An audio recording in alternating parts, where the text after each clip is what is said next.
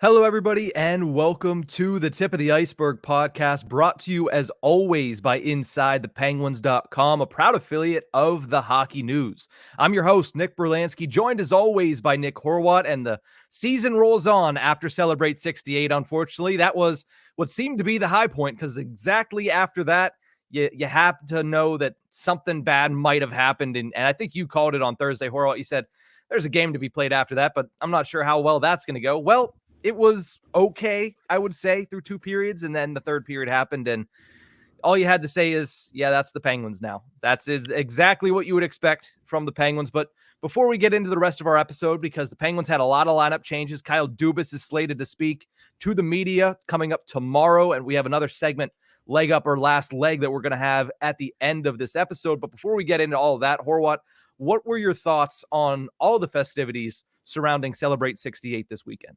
Oh, it's a phenomenal weekend from beginning to end. From the moment he sat down for that round table with Stevens, Borky, and Steigerwald, from that moment up until, you're right, the third period, it was joyous. It was fun. You forgot what was going on with the team outside of this whole thing. Jágr takes the ice for practice. I got to that practice and there was a ton of people. I didn't think much of it. I didn't think it was going to happen until I parked, loaded Twitter, and saw that he was there. And then immediately went, this is about to be fun. And then, again, from that moment forward, it was a ton of fun seeing him on the ice. He still has a great shot. The legs aren't there, but what do you expect from a 52-year-old if you're really trying to scout him? Ton of fun seeing him on the ice for the practice. The whole ceremony, the way he spoke to the media ahead of the ceremony was also awesome. If you did not watch his 9-minute presser, it was awesome stuff. Every answer was well thought out, not rehearsed, but well prepared in his head, and just all genuine stuff. And he seems excited to see what had happened. And then just the whole ceremony, beginning to end, laughs, cries, all of it. It was perfect, Jágr, perfect for the Penguins, and capping it off with him taking warm-ups. It was genuinely an awesome weekend. That the game is the game. When we look back at this weekend, years down the line, we're gonna have to look at the game separately, just because of how amazing the entire weekend was. But then to cap it off with losing in the final couple of minutes. I said what I said in the last episode, particularly, was the ceremony when that banner goes up is going to be the last bright spot of the season. And so far, I've been right.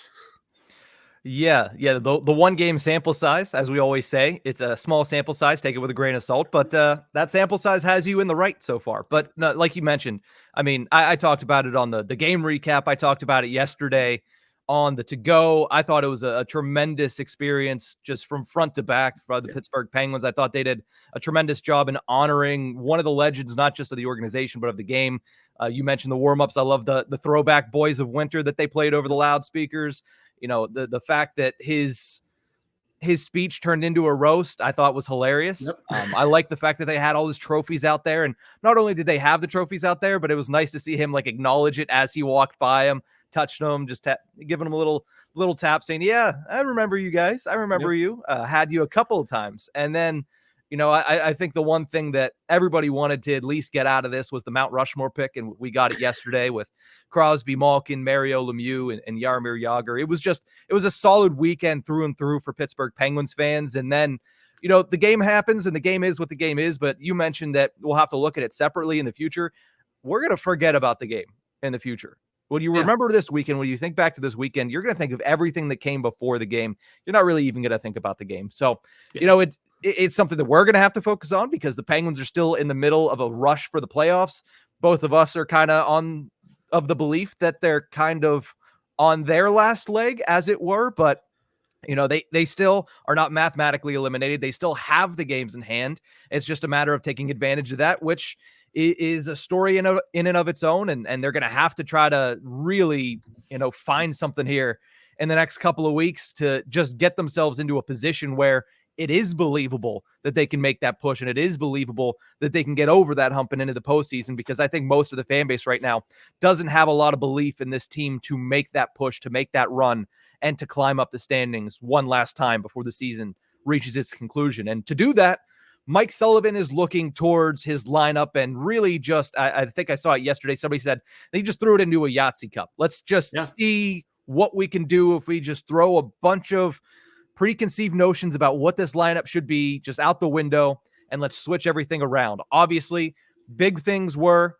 first line stays intact, fourth line stays intact, Matthew Phillips to the second line, Jesse Puljujarvi out of the lineup, presumably based on practice lines yesterday, and Riley Smith demoted. That in and of itself is intriguing. But what I found to be the most intriguing decision there is Pierre-Olivier Joseph going from the press box to the top pair. And that's what I want to start with you on right now, because P.O. Joseph's only played 22 games of the 52 games this season for the Penguins, and there's a reason for it. What do you think about, before we get into the deep dive of what it does for the remainder of the blue line, what do you think about P.O. Joseph getting this chance at this stage of the season? It almost feels like a desperation move. The only reason why it doesn't completely reek of desperation is because this is a pairing that the Penguins have seen before, that they have attempted before, even if it was a short span of a short experiment almost. It's a pairing that the Penguins have trotted out before, and for what it's worth, P.O. Joseph still has some kind of pedigree to him. Still a former first-round pick, still some hope there, still young, can still be worth something to somebody. Don't know if it's going to be the Penguins, but can still be worth some ice time. So maybe that's what's going into it. Maybe it's just sort of we've seen it before. We don't know if it worked before, but it's something we don't have much other choice to do. Mm-hmm. I do think it's interesting that it comes with the loss of Marcus Pettersson, but it doesn't feel like a demotion for Pettersson. It feels more of a demotion for Ryan Graves. We have no other choice here but to, also John Ludwig kind of stinks. We have no choice but to put Ryan Graves back onto the third line. And honestly, Pettersson has been the one that's gotten the most out of Karlsson this year. Mm-hmm. Yeah, and we saw this P.O. Joseph and Chris Letang pairing last year when Brian Dumoulin was struggling. They tried to do that. They tried to do Marcus Pettersson just because Brian Dumoulin had some really bad stretches last season for the Penguins, hence the reason that they let him walk in free agency. But you see this year what he's done as far as P.O. Joseph just on his own right.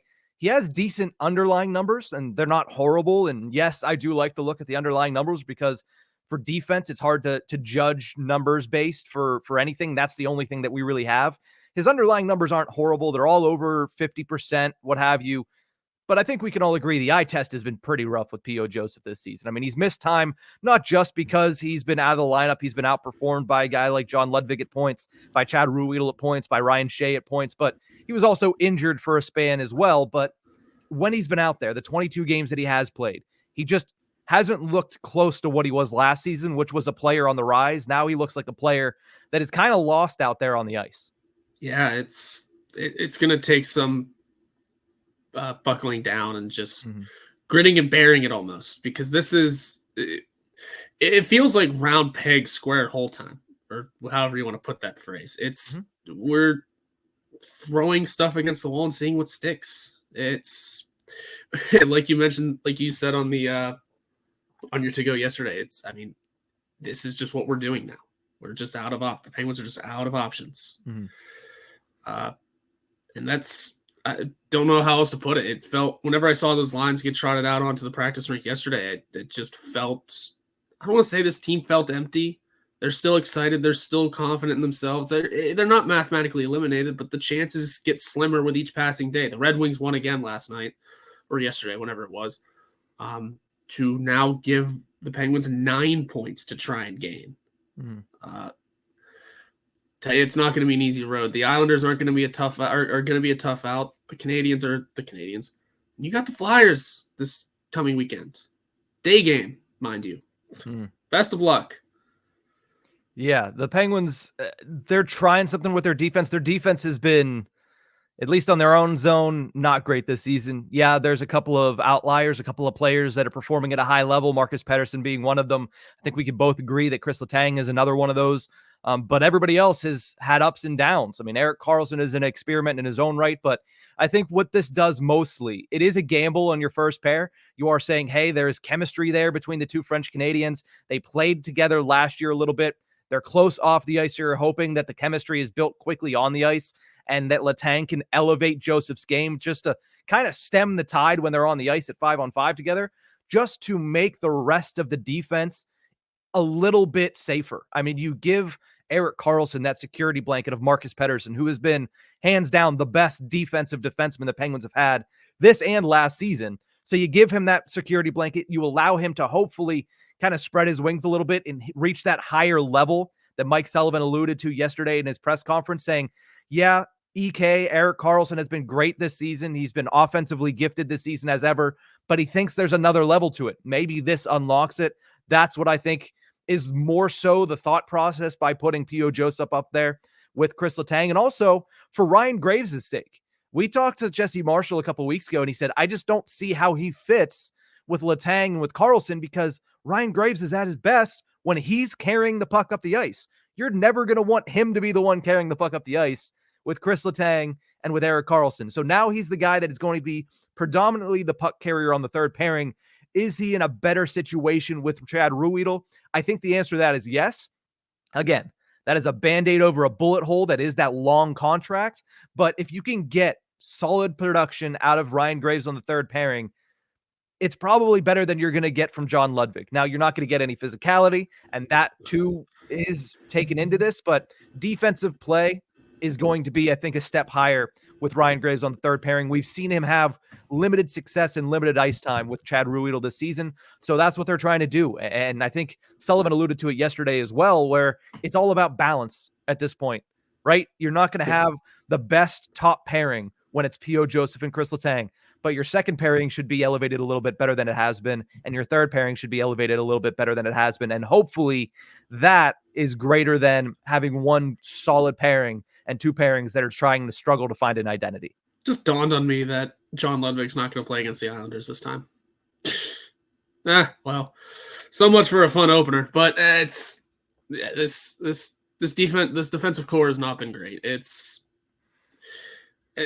You got to plug into what's going to work, and so far the only thing that is working is Marcus Pettersson. Wherever he goes, is finding the success. He's, I mean, Chris Letang has been great too, but might be getting held back by line mates. We'll see if P.O. Joseph can be a steady piece in this equation. Like I said, no matter where Marcus Pettersson goes, he's going to bring it. He's going to help out whoever he is with. He's going to let now Erik Karlsson off the leash a little bit more. So we'll see how that rolls and goes. That could be honestly pretty good. That could change a bunch of things. And then there is that third pairing where Chad Ruhwedel is just being as Chad Ruhwedel as ever. Yeah. And now it's Ryan Graves' turn back again on the third pairing. It's going to be, I don't want to say it's going to be a disaster, but that's the vibe I'm getting, just because the Penguins are just trying so much. Here's all of a sudden, after one loss, after probably the most heartbreaking loss of the season, just given the emotions, here is everything into a blender. First and fourth line, and the only things that stayed the same. And quite honestly, if someone was coming back from injury, that would have changed. Yes, this is a jumbled mess now.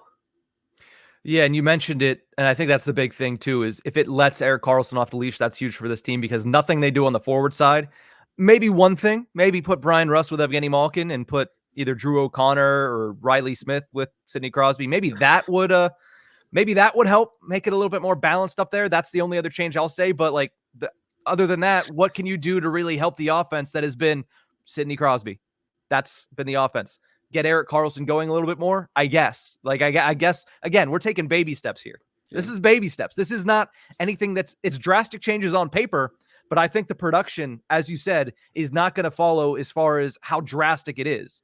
It's a matter of getting steps better, and I think that they're further away from steps better from being a team that could go on a run here to make it into a playoff spot. So again, they haven't touched the ice for a second with this combination in actual gameplay. So reserving some judgment, but I think we all can kind of see the writing on the walls where it doesn't look, at least from an outsider's perspective, it doesn't look promising. Nope. And again, Mike Sullivan's getting paid way more than we are to look at these lines and try to make combinations that work. He's there every day. So we defer to him, but if it doesn't work, it's also on him, and he knows that. So again, writing on the wall looks like it's probably not going to work out in the best sense for the Penguins, but we'll see. That's all we can do. It's all we can do. Me and you sit back and just see how it goes. And react and share our opinions. It just feels like the Penguins are staring into the abyss. I'm personally prepping for the worst. I really am. Your resident doomsday expert, Nick Horwat. Yeah, I just don't know how else to take it. I mean, 2-4 out of the All-Star break. Again, all of which have been must-win games. You're sinking every chance you get. And, man, it's going to just keep nagging everybody. That damn power play just and that's another part of the lineup where, again, square peg, round hole. What are we doing? Now Lars Eller's on the first unit, guys. We are just – the Penguins are just firing everything they can against a wall and seeing what's there, and so far nothing. Nothing. That wall looks like it was freshly painted. Yeah. Well, if they lose tonight against the Islanders, shelter in place, Pens fans. I'd turn it in. I'd turn it in after the Kings game. That's just me, though. We're going to take a quick break, though. When we return, Kyle Dubas isn't throwing it in. He's going to speak to the media tomorrow. We're going to talk a little bit about what he could say tomorrow in front of Penguins media, including Nick Horwat. But we're going to take a quick break. When we come back, a little bit more about the Penguins and Kyle Dubas.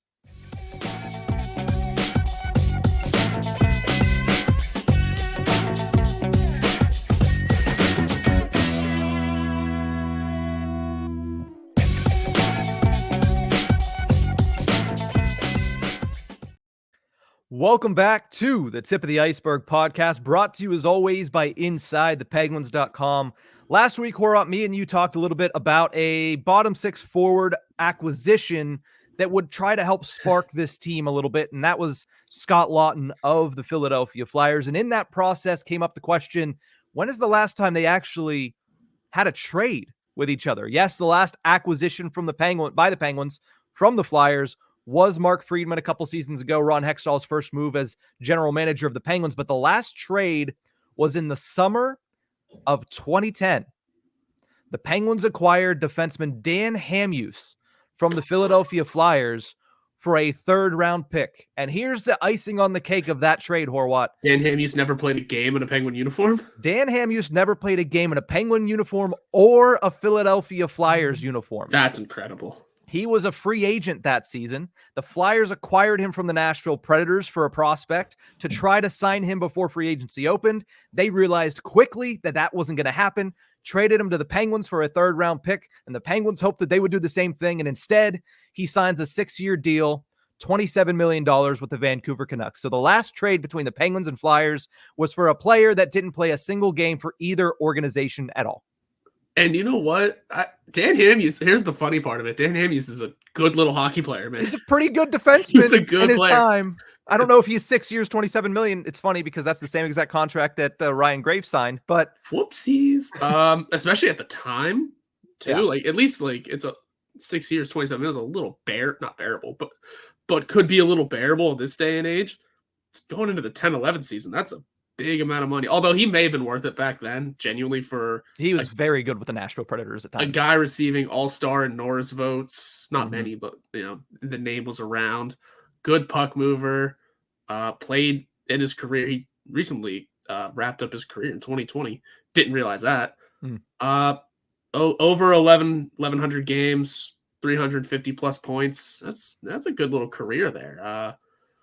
No cups to speak of though. That's what sucks. Well, when you play for Nashville and Vancouver, bookended his career with Nashville. That'll do it. Yeah. That'll do it for you. But I found it very interesting because after you had mentioned it and we had talked about it. I was like, I wonder who the last one was. And I looked it up and I said, this is crazy. Like the fact that the last time these two teams traded somebody, it was for a player. And by the way, this looks horrible on Ray Shero. That was a horrible trade, giving away a 3rd round pick for somebody you couldn't even sign. But listen, they wanted him. They wanted Dan Hamhuis in 2010 for the 2010-11 season. The Penguins didn't even keep that 3rd round pick. They later traded it to Phoenix. You mean the Flyers? To the Penguins traded a 3rd round pick. Okay, I see. Yes, I was confused at what was going on with this writing here. Traded to the Penguins for 4-8. Got it. All right. Yeah. So interesting little piece of Penguins history that is forgotten by most, forgotten by many, and certainly was forgotten by me. But something that won't be forgotten, at least in the near future, is Kyle Dubas speaking to the media on Wednesday. I think all ears and eyes will be on the Penguins social channels at 2:00. Usually those are live streamed on their YouTube channel. The last time he spoke was in December, and he afforded the team until the All-Star break to get their act together, or to very least make a decision on what direction the Penguins are heading. As we know now, he gave them a little bit longer than the NHL's All-Star break, but they started that runoff following that press conference with a 10-3-3 record. Really good, got themselves back into the race. I think at that point, they were maybe 1 or 2 points outside of a playoff spot, but they were the last team out. So the questions were, hey, can they get over the hump? Can they get into a playoff spot? I think by points percentage, they were in a playoff spot for a couple of days. But since then, and this goes from the Vegas blown 3rd period lead on, they are 3-6-1, including 2-4 since the NHL's All-Star break. Horwat, what do you expect from the Penguins' president of hockey operations and general manager when he speaks to the media for the first time since that December press conference? Honestly, I don't know. I don't expect too much. I'm sure somebody will ask about updates on Jake Guentzel, and that'll kind of be a big crux of everything everyone wants to know. Because we know general manager speak. We're not going to get we're tearing it down. You're all the season ticket holders are getting emails. We're not going to get that. We're probably just going to be told we're still looking to build a successful team and leave it as vague as possible.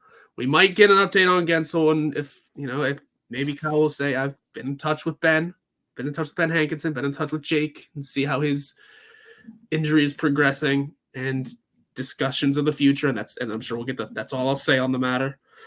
But that'll be more than nothing, especially when it comes to the Jake Guentzel situation. But other than that, I mean, what else does this fan base want to know?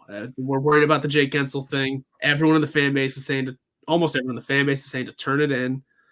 And it's going to be interesting where things go. I'd be curious to know if we get any, maybe there's some Crosby discussions in there so what's going to be the plan with him? Do you plan on signing him come July 1st?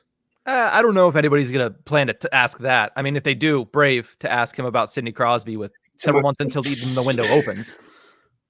But that's my notes that Brlansky doesn't want me to ask that, and I will ask it anyway. There you go. I mean, yeah. But maybe. No, I think this is probably just going to be another state of the Penguins dress. Yeah, we haven't lived up to our expectations, and he's probably going to take, personal responsibility, which is a breath of fresh air from the last administration, who just kind of was like, I don't know, we're trying to figure it out.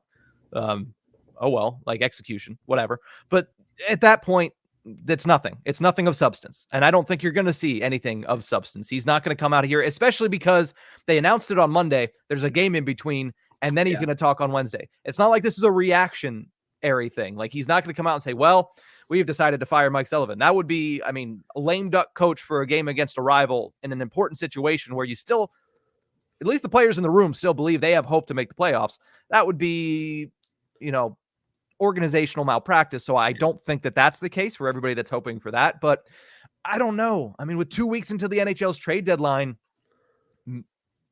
the best, I guess the craziest thing that he could say in the realm of possibility is we're going to look to, restructure our team and still give them a chance to win this season, but have an eye towards next season. Like, that's in my head when that came out, that's one of the craziest extent that it could go. And that's not even that crazy. And that's basically him saying, Riley Smith make sure that you have some things packed and are ready to go at a drop of a hat. You know, Ricard Raquel, you're on the same boat. Ryan Graves, I mean, your contract is immovable, but maybe somebody wants you. Like, that's basically saying, hey, guys, don't feel comfortable because somebody might get traded here in the next couple of weeks if the right deal comes along. And that's the only thing that I could expect from this. And I guarantee you, we're going to overanalyze whatever he ends up saying at 2:00 tomorrow. But, you know, As we should. as we always do. But, you know, I don't see anything of actual substance coming from this press conference. Oh, because like you said, it's not even like this presser's coming, excuse me, coming as a reactionary thing. It was planned a couple days in advance. We're going to have a game. He's not even speaking before this game tonight against New York. Heck, there's a practice the next day, and then he's speaking. There's still things to happen. There's still going to be plenty of opportunities to speak with players and Mike Sullivan before we even get to Kyle Dubas. So it doesn't seem like it'll be too much. You're right. I think the idea of we're going to try and restructure the team to be successful this year, but also look toward next, aka a new way of saying we're going to try and win now and build for the future. Which again is an oxymoron, and also just, again, general manager speak. Everyone's going to say that. Yeah. I will say, even when Kyle says it, if he says we like our team, it's going to feel better than when Ron Hextall said it. I'm just going to say it. It'll at least feel better. Yeah. It might be if I will say he cannot say that tomorrow. He cannot say we like our team. There will be an uproar. There will be an uproar if we get we like our team, because first of all, in saying that in this situation essentially means we're not doing anything. Yeah. So Kyle Dubas cannot come out and say we like our team. He can't do that one bit. He can say you're confident in the team and that there are things to like. Mm-hmm. There are other ways to skirt it, but it cannot be we like our team. Well, when a team is, what did we say it was? Let me scroll up here again. 3-6-1 in their last 10 games. I don't think any general manager saying we like our team is being earnest and honest. And I think everybody watching is understanding that is a bold-faced lie. So, you know, maybe we liked our team on paper. We think that we should have better results, but we aren't. That's something maybe you say, but you can't plainly say we like our team. I mean, I don't think he's gonna say that, but you know, I agree with you. If you say that, it's a bold-faced lie, and most of the fan base has heard that lie long enough over the last couple of seasons that they'll look at you and call you on it. So, you know, I don't know if I expect too much from Kyle Dubas tomorrow, but it certainly will be interesting, and it'll certainly have my attention. But what will have our attention is leg up or last leg, our final segment of the show today. We'll be right back talking about which Penguins have 30 games to make their case to be on this team next year. We'll talk about it after the break.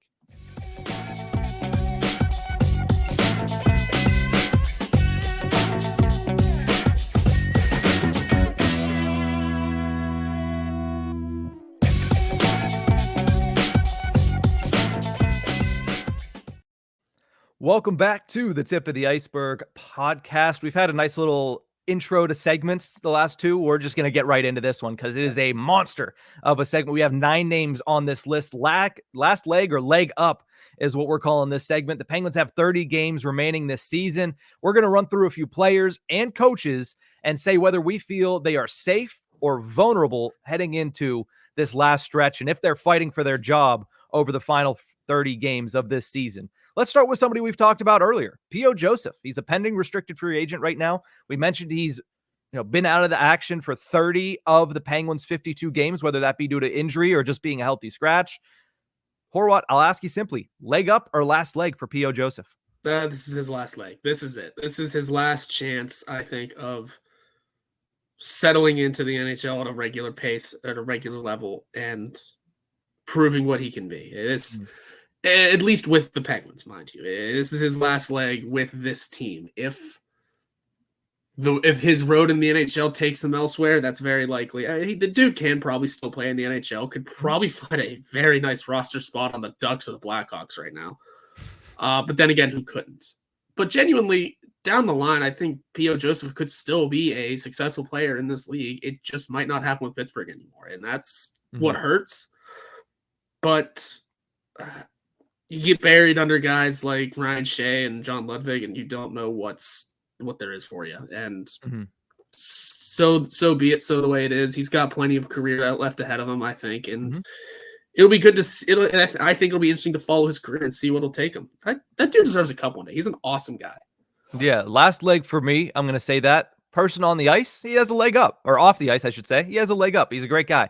Off the ice, last leg, or on the ice. Oh, geez, I'm messing this all up. But on the ice, he's on his last leg. I think the ceiling from last year to this year has dropped significantly on what his potential could be. But I do still think he's an NHLer, just probably not with the Penguins if he doesn't go out there and show something this season. So I'm going to say last leg for Pierre-Olivier Joseph. Erik Karlsson, I'm just going to say it. He has a leg up. There's no way you're trading a $10 million player that you just acquired, including sending out a first-round pick to do that. And not to mention that, he has 38 points in 52 games. The offensive production, while not at the level that we want it to be, is there. And he's also been staple gun to Ryan Graves for the majority of this season. He has a leg up. He's not going anywhere. Horwat, do you concur?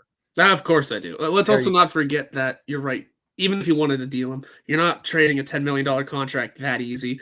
With a no-move clause. Thank you. That's what I was going to get to. The full no-move clause that he held very tightly to whenever he was on his way out of San Jose. I mean, the trade to get him to Pittsburgh took what felt like 2 years, really. And the Penguins didn't even enter the fray until a couple months before it happened. So it would be tough to move him, but also he's played fine. He's playing really not to his level, but he's playing perfectly fine for this team because, again, like I mentioned going into the season, if Erik Karlsson has an off year by his standards, it should still be the most offense the Penguins have seen from a blue liner since Larry Murphy. Now, I'd have to look back at the numbers again. I don't think we're getting that kind of production from him, but it's still a solid piece. And if we get Larry Murphy-esque numbers next year, forget it. We did great. Yeah, the game's also a little bit different. I mean, scoring is up across the National Hockey League. Clearly not with the Penguins. They missed the memo on that one, but not as up as it was in the 90s, the early 90s in particular. So, I mean, let's not forget, we saw that picture of Mario Lemieux, Ron Francis, and Jaromir Jagr over the weekend. That line had all collectively over 115 points each one season. So, yeah, scoring is down a little bit. It's getting back to where it was, but it's never going to be as high as it was in the 90s. Goaltenders are just too damn good. But let's talk about some forwards, two in the same spot. Let's start with Riley Smith. Leg up or last leg, Horwat? I can't split them. I can't say one's got one, one's got the other, because that would make the conversation too difficult, but also I think it's just last leg time for both of them. The issue with Riley Smith is why'd you get him in the first place if this road has already run its course? That's a tough one. And Raquel, again, that's a tough contract to move, but you almost force it. You almost force a way to move that one out. Raquel plays well though whenever he's with Sidney Crosby. Yeah. One game sample size in recent memory isn't going to do enough to, change that sentiment yet. We have to see it a few more times to really see if he does. Or maybe it's 2 games, however long it's been. The Penguins need to see what he still can do. So I want to give Raquel a little bit of leniency because he's got a longer deal. He's a tad younger. I don't remember off the top of my head. But Riley Smith last leg for sure. Yeah, Riley Smith, we've been trading Riley Smith off for the last good while, I would say. So I have him as last leg. I also have Rickard Rakell as last leg too. Yeah. He's looked good at points this season with Sidney Crosby, but okay, what does that make him? A more talented Dominic Simone? Because he hasn't done anything when he's not playing with Sidney Crosby, and you can't continue to have players like that.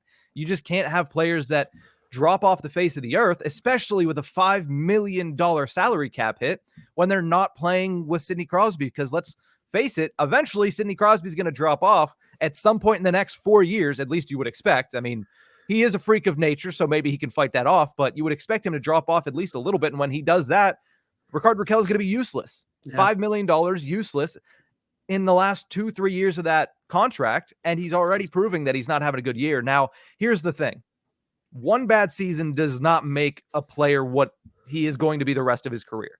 We've seen players be very good, have an off year, and then come back and be very, very good once again. There's another player we're going to talk about here in a second that is having a very, very good year after a down season last season.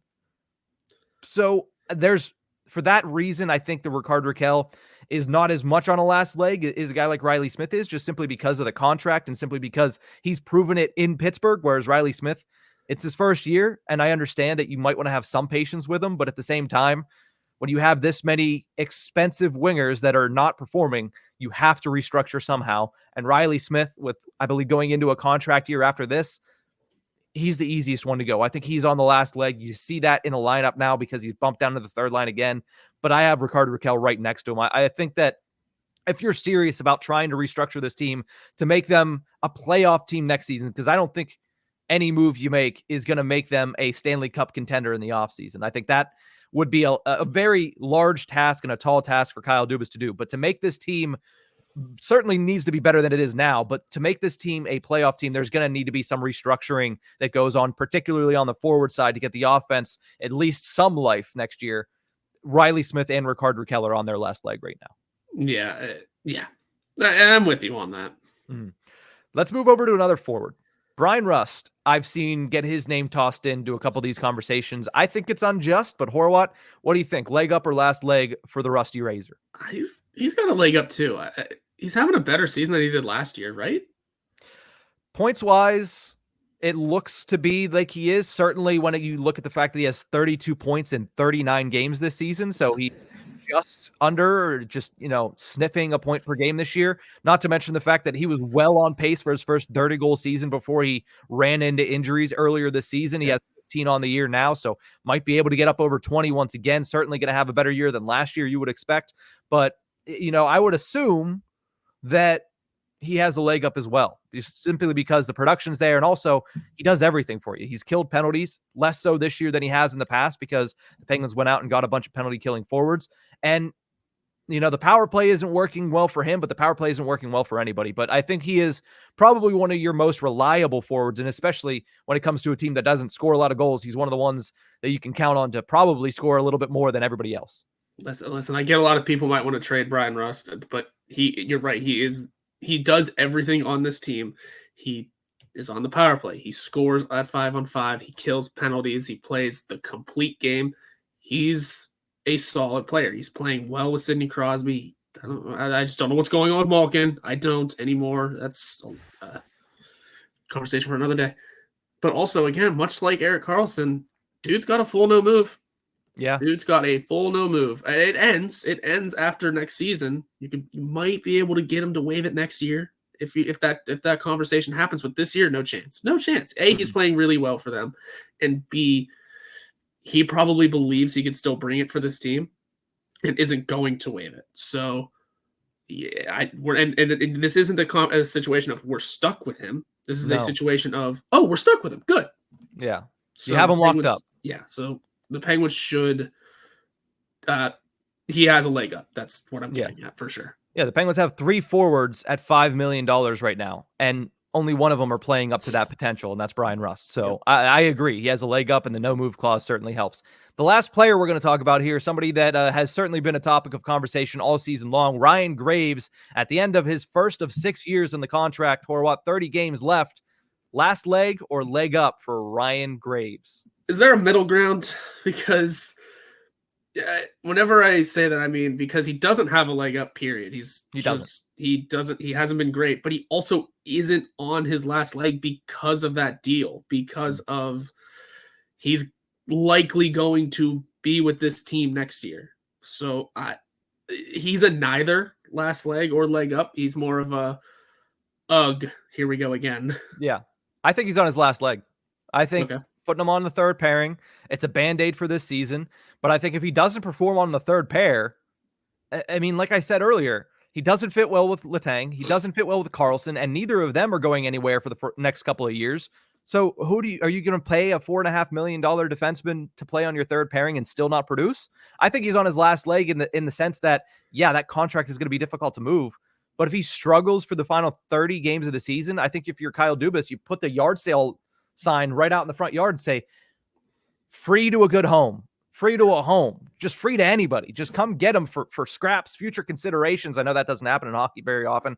A conditional 7th round pick, anything, just take him, please. They're not going to buy him out because one, Kyle Dubas said last year he doesn't like to buy players out, and two, that buyout, I haven't looked at it on Cap Friendly, but that buyout would be absolutely ridiculous considering he has 5 years remaining and $4.5 million a year. Not only will it be very long as far as the buyout is concerned, but it'll be very expensive to pay a player that is not even going to be on your roster.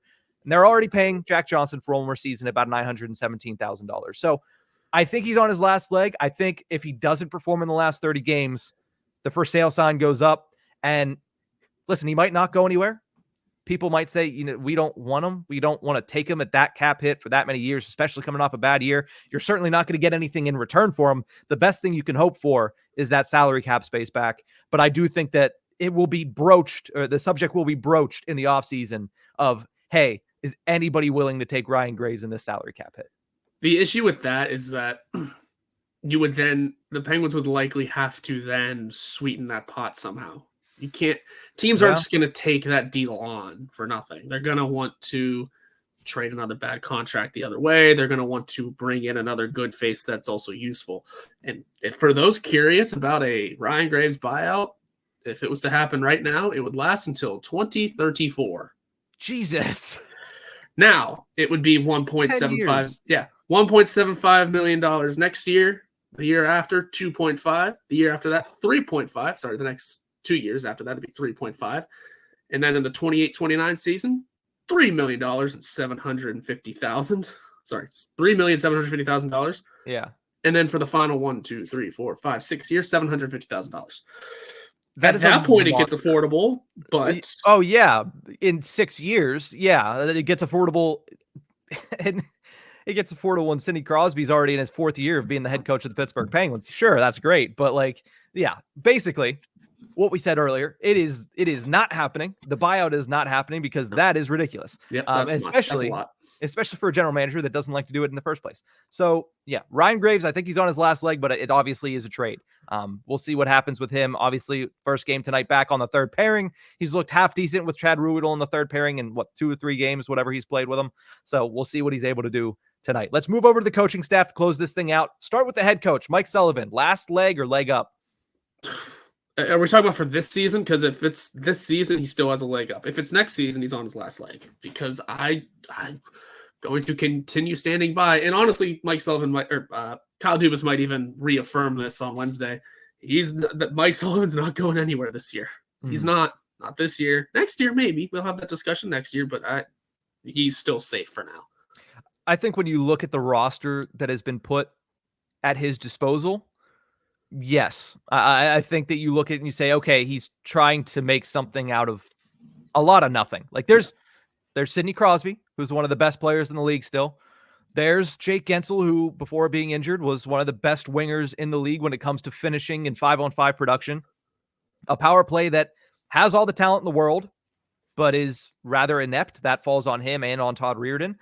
And I think you look at that and you say, okay, you have to give him an opportunity with a better lineup. And he hasn't had a better lineup really for the last couple of seasons. Not to mention, we've already talked about the contract situation. We've already talked about the relationship with FSG. That goes without saying the remainder of any time we have this conversation. So I don't think he's on the hot seat right now, but I agree with you. If you go into next season and the lineup has been fixed, the lineup has been altered to give him a better chance to get this team into a top 3 position in the Metro, and he struggles off the bat, then that's probably when the seat gets hot. That's probably when the question starts to get actually serious. I don't think anybody in the Penguins organization, if you asked them today, would give you a serious answer that he is on the hot seat. I don't think anybody would say that. And I don't think many people in the media, in the know in the media, I should say, like a Josh Yohe, like a Rob Rossi, like a Dave Molinari, for example, I don't think they would tell you that he's on the hot seat at this point. And I think I would agree with that. So I say he has a leg up this season for the final 30 games.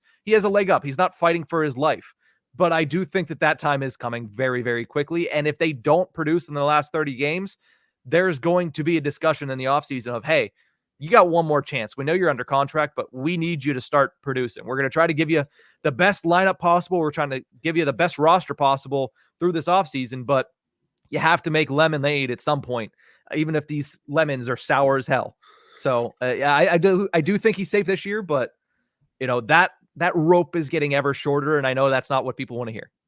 You could say his seat is getting preheated if you will. Preheated. How about that? Because it's definitely not because of the lack of success over these last few years. It's definitely not a comfy situation. It's definitely not a comfy seat to be sitting in. It's definitely not a cold chair. But that contract leads you to believe that there is some coolness to it and some secureness to it. Mm-hmm. But with the lack of success, there's got to be something to give, and that's kind of why I like this little. It's on a preheat. We're just sort of we're getting it going, and that's about it. And there might be people in the media even that say that a coaching change would help, but I at least feel like everyone understands that it's just not happening. Mm-hmm. It's the fan base might want it, some of the media might want it.